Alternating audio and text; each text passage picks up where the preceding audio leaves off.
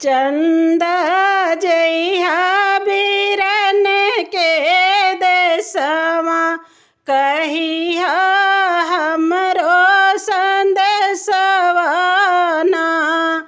चंदा जइहा बिरन के देशवा कहिया हमरो संदेशवा ना। हमारी अरजिया बाबा जी से कहिया, हमारी अरजिया बाबा जी से कहिया, हमारी अरजिया बाबा जी से कहिया।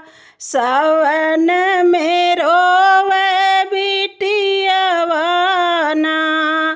हमारी अरजिया बाबा जी से कहिया, ससुरे में रोवे बिटियावा ना।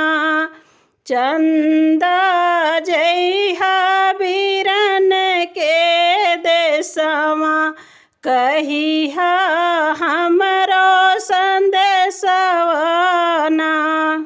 हमारी बिनतिया मैया जी से करिया, हमारी बिनतिया मैया जी से करिया, हमारी बिनतिया मैया जी से करिया। काहे मैया भैली निर्मोहिया ना। हमारी बिनतिया मैया जी से करिया, काहे मैया भैली निर्मोहिया ना।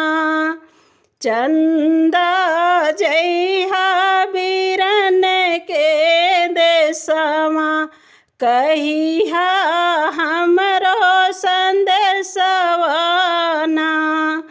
चंदा जइहा बिरन के देशवा कहिया हमरो संदेशवा ना।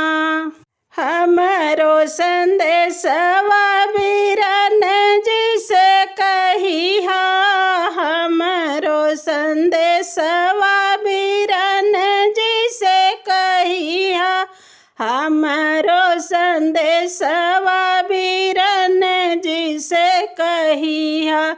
बहिनी जे देखेली रहिया ना।